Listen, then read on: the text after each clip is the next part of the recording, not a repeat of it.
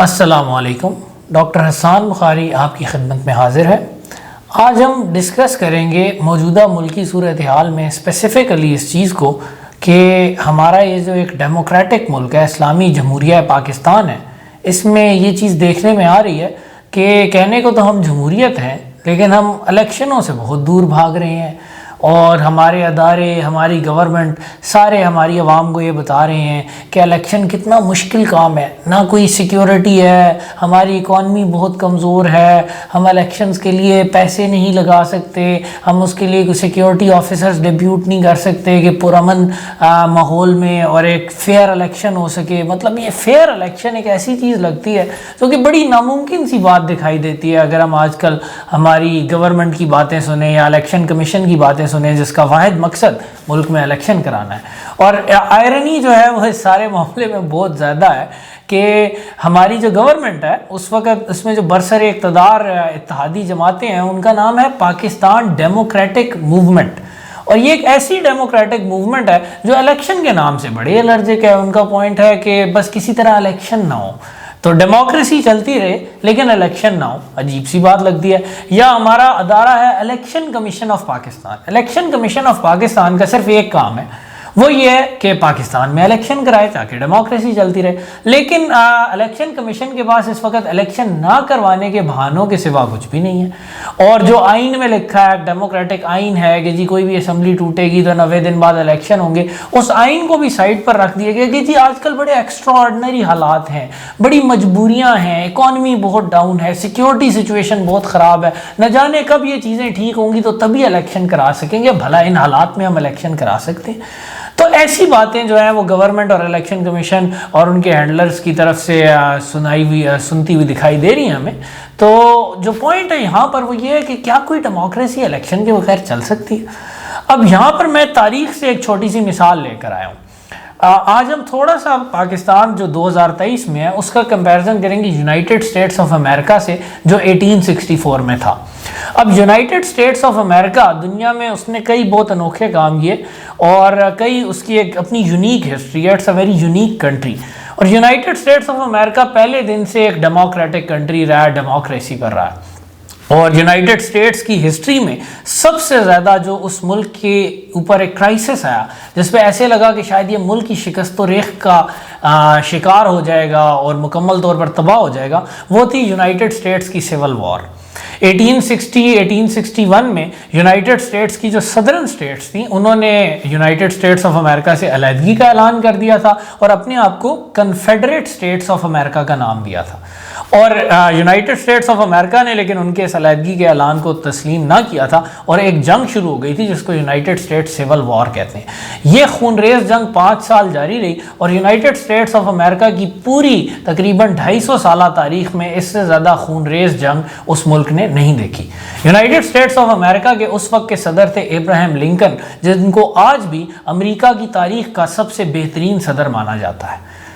तो Abraham Lincoln के सामने 1864 में एक बड़ा इंटरेस्टिंग सिनेरियो आ गया। सिविल वॉर को स्टार्ट हुए 3 साल हो चुके थे और लाखों लोग इस वॉर में मर चुके थे। जंग में भी मरे, इसके अलावा डिजीज़ से भी मरे, मुल्क की इकॉनमी की भी बहुत बुरे हालात थे। 3 साल से जंग चल रही है, उस मुल्क में सिविल वॉर चल रही है। आप खुद इमेजिन कर सकते हैं कि उसमें सिक्योरिटी और इकोनॉमिक सिचुएशन किस हद तक पहुँच चुकी होगी। और इन हालात में अब जो यूनियन की फोर्सेस थी, यूनाइटेड स्टेट्स ऑफ अमेरिका की फोर्सेस, वो कन्फेडरेट स्टेट्स ऑफ अमेरिका पर अटैक्स कर रही थी ताकि उन्हें वापस यूनाइटेड स्टेट्स ऑफ अमेरिका में लाया जा सके। और 1864 में ये सिचुएशन आ गई थी कि अब Abraham Lincoln was up for री इलेक्शन। उनकी टर्म पूरी होने वाली थी, 1864 में प्रेसिडेंशियल इलेक्शन होना था। अब जो प्रेसिडेंट लाखों लोगों को जंग में भेज चुका हो, जंग की हार्डशिप भी हो, उस वजह से उसका एक इनसिक्योर होना बनता है। आफ्टर ऑल यूनाइटेड स्टेट्स में भी बहुत सारी आवाज़ें थीं जो ये कहती थी कि इस वॉर को अब बंद होना चाहिए, बस ठीक है, बहुत बंदे मर चुके, अब किसी तरह सुलह हो जाए, कोई भी कॉम्प्रोमाइज़ हो जाए, खैर है। बहुत सारे लोग ये बातें उस वक्त कहते थे। उस वक्त भी यूनाइटेड स्टेट्स में दो मेन पॉलिटिकल पार्टीज थी, एक रिपब्लिकन पार्टी थी, एक डेमोक्रेट पार्टी थी। तो जो डेमोक्रेटिक पार्टी थी वो इब्राहिम लिंकन के खिलाफ थी, इब्राहिम लिंकन रिपब्लिकन पार्टी के थे। और डेमोक्रेटिक पार्टी का कहना यह था कि अब हमें इस बेसूद जंग को ख़त्म कर देना चाहिए, 4 साल हो गए ख़त्म नहीं हुई, आगे पता नहीं कितना अरसा चले, इतना जान माल का नुकसान पहले हो चुका है। तो इस सिनेरियो में आप देखें 1864 के इलेक्शन को, अब ये बात दुश्मन को, कन्फेडरेट स्टेट्स ऑफ अमेरिका को भी पता थी कि अगर इब्राहिम लिंकन ये इलेक्शन हार गया और डेमोक्रेटिक पार्टी ये इलेक्शन जीत गई तो फिर एक सीज फायर हो जाएगा और ये जंग में हम शिकस्त से बच जाएंगे, United states confederate States of America को वापस शामिल नहीं कर सकेगा। तो कन्फेडरेट स्टेट्स की स्ट्रेटजी ये थी कि इतना ज़्यादा रेजिस्टेंस शो कराई जाए 1864 के साल में और लिंकन को और यूनियन की फोर्सेस को कोई फतह हासिल ना करने दी जाए ताकि इलेक्शन में इब्राहिम लिंकन हार जाए, और अगर वो इलेक्शन हार गया तो फिर तो जंग हम जीत जाएंगे। तो इतनी बड़ी स्टेक्स थी उस इलेक्शन में, और इसी वजह से रिपब्लिकन पार्टी के लोगों ने सदर इब्राहिम लिंकन को कहा, उन्होंने कहा देखें ये आज तक किसी मुल्क में ऐसा नहीं हुआ कि इतने क्राइसिस वाले हालातों और उधर इलेक्शन हुआ हो। दुनिया में और भी डेमोक्रेसीज हैं, उस वक्त भी थी, लेकिन हर मुल्क में उन्होंने ये लॉजिक दी कि अगर किसी मुल्क को भी इतने एक्स्ट्राऑर्डिनरी हालात का सामना होगा तो इलेक्शन सस्पेंड कर दी जाए। सबको नजर आ रहा है कि अगर जंग थोड़ा अरसा चली, कुछ साल और चली भी, तो ultimately United states of America का पल्ला भारी पड़ रहा है, कन्फेडरेट स्टेट्स को हार माननी पड़ेगी। लेकिन अगर यहाँ इब्राहिम लिंकन इलेक्शन हार जाता है और एक एंटी वॉर प्लेटफॉर्म पर डेमोक्रेटिक कैंडिडेट आ जाता है तो फिर हम जीती हुई जंग हार जाएंगे। इतनी बड़ी स्टेक्स के बावजूद इब्राहिम लिंकन ने क्या कहा, उन्होंने कहा इलेक्शन के बगैर जमहूरियत नहीं चल सकती। अगर बागी हमें इलेक्शन मुलतवी करने पर मजबूर कर दें तो यह कहना गलत ना होगा कि बागी हम पर गालिब आ गए हैं। उन्होंने कहा हम तो लड़ी डेमोक्रेसी के लिए रहे हैं और इलेक्शन के बगैर कोई डेमोक्रेसी नहीं होती। तो जंग हो, आंधी हो, तूफान हो, इलेक्शन तो होकर रहेगा। और इब्राहिम लिंकन ने मतलब इस वक्त अपनी एक पैट्रियोटिज्म का भी सबूत दिया और अपने एक डेमोक्रेटिक क्रेडेंशियल शो कराया कि उन्होंने कहा मेरी पावर जाती है जाए, ठीक है कि मुल्क खतरे में है, लेकिन अगर हम अपनी डेमोक्रेसी को तबाह करेंगे तो हमारा मुल्क खड़ा ही डेमोक्रेसी पर है। तो हम मुल्क बचाने के लिए जंग लड़ रहे हैं, तो हम डेमोक्रेसी तबाह करेंगे तो फिर उस जंग का फायदा ही क्या है। और इब्राहिम लिंकन का इम्तिहान यहाँ पर ख़त्म नहीं हुआ। उनका जो मिशन था इस वक्त वो ये था कि इलेक्शन से पहले ही एक ऐसी फतह हासिल कर ली जाए कि हम इलेक्शन जीत जाएं, ताकि इलेक्शन से कोई डेमोक्रेटिक कैंडिडेट ना आ सके। तो उन्होंने अपने commander in chief general grant को ऑर्डर दिया कि आप एक बड़ा ऑफेंसिव लॉन्च करें, और मई 1864 में जनरल ग्रांट ने ऑफेंसिव लॉन्च किया। लेकिन जो अपोजिशन जनरल थे, general Robert Lee, Confederate States of America के कमांडर, वो बड़े ज़हीन कमांडर थे और उनको पता था कि यहाँ क्या गेम चल रही है, उन्हें भी पता था इलेक्शन होने वाला। उन्होंने जान के ऐसी टैक्टिक्स यूज़ की कि जंग में यूनियन की फोर्सेस का नुकसान ज़्यादा से ज़्यादा एट्रिशनल टैक्टिक्स इस्तेमाल की, और उन्होंने अपनी फ़ौज को भी ये बावर कराया कि ये सख्त वक्त आप काट लें तो इब्राहिम लिंकन इलेक्शन हार गया तो आपको 4 साल की मेहनत का फल मिल जाएगा। पहले ही महीने में 60,000 कैजुअलिटीज़ हुई ग्रांट की आर्मीज़ की, और शदीद एक रिस्पांस आया कि इतनी लाशें गिर रही हैं और अभी भी हमारी कोई पेशकदमी नहीं हो रही, और ऑफ कोर्स इतनी हैवी कैजुअलिटीज़ के बाद अब नई भर्ती भी करनी थी। अब एक तरफ पहले ही अनपॉपुलर स्टेप था कि जंग को कंटिन्यू कर रहे हैं, फिर उस पर एक और अनपॉपुलर स्टेप लें कि नए लोगों को फौज में भर्ती करें ताकि मजीद अनपॉपुलरिटी होगी। लेकिन इब्राहिम लिंकन को मना भी किया गया कि आप ड्राफ्ट ना करें, लेकिन ड्राफ्ट मतलब नई भर्ती ना करें। लेकिन इब्राहिम लिंकन ने कहा कि अगर मुल्क ही सलामत ना रहे तो मेरे सदर बनने का क्या फ़ायदा। उन्होंने कहा नहीं, ड्राफ्ट होगा। जुलाई में 5 लाख मजीद नई भर्ती की गई। उन्होंने कहा हम ये जंग जीतने की तरफ जाएंगे, चाहे जो मर्जी हो जाए, मैं अपने असूलों पर समझौता नहीं करूँगा।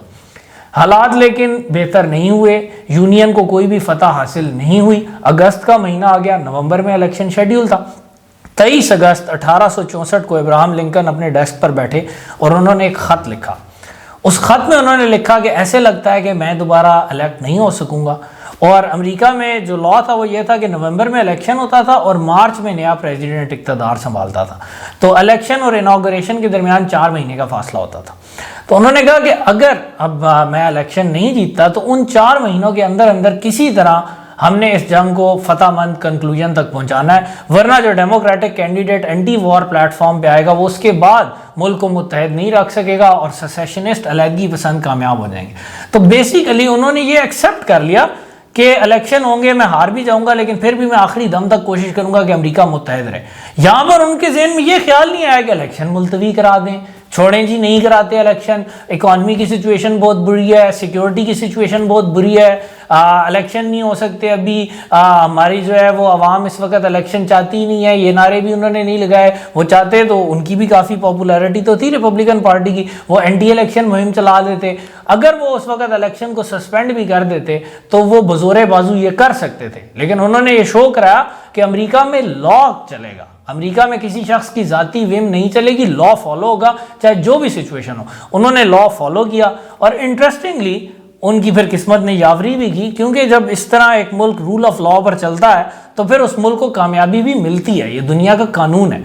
और इस लेटर लिखने के 10 दिन बाद ही उन्हें अचानक एक ज़बरदस्त फतह की खबर मिली, जब जनरल शर्मन जो कि वेस्टर्न आर्मीज के कमांडर थे यूनाइटेड स्टेट्स सिविल वॉर में, उन्होंने कन्फेडरेट स्टेट्स के एक मेजर शहर अटलांटा को फतह कर लिया और पैगाम भेजा अब्राहम लिंकन को सबसे पहले बजरिया टेलीग्राम कि अटलांटा इज़ आवर्स। और अब्राहम लिंकन ने वो पैगाम पढ़ा और उनके मुसरत का कोई ठिकाना ना रहा। अब वो समझ गए कि अटलांटा की फतह के बाद अब कन्फेडरेट स्टेट्स का जो सप्लाई हब है साउथ में वो यूनियन के कब्जे में जा चुका है। और अब पूरे मुल्क को ये बात समझ आ गई कि यूनियन ये जंग जीत रही है। अब्राहम लिंकन की बात सही थी, एंटी वॉर कैंडिडेट्स की बात गलत थी कि ये जंग आगे भी चलती रहेगी। अब्राहम लिंकन कह रहे थे फतह करीब है, अब फतह वाकई करीब है। तो जो सिनेरियो था कि अब्राहम लिंकन जो हारते हुए लग रहे थे, वो सिनेरियो अचानक चेंज हो गया। और जब 8 नवंबर को फिर इलेक्शन हुआ तो उसमें अब्राहम लिंकन ने भारी अक्सरियत हासिल की, 212 इलेक्टोरल वोट्स हासिल किए, जबकि जो उनके मध्य मुकाबिल थे मैक्लेलन,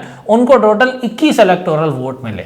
25 में से 22 स्टेट से अब्राहम लिंकन जीत के, और उसके बाद सिविल वॉर इलेक्शन के 3-4 महीने बाद ख़त्म भी होगी। अमेरिका मुत्तहिद भी रहा और बाद में वो वर्ल्ड पावर बन गया जो आज हमारे सामने है। अगर अमेरिका उस वक्त मुत्तहिद ना रहता तो शायद यूनाइटेड स्टेट्स और कन्फेडरेट स्टेट्स के दरमियान आज भी एक कशाकशी का आलम होता और अमेरिका बजाय वर्ल्ड पावर बनने के अपने ही इलाके में उलझ कर रह जाता।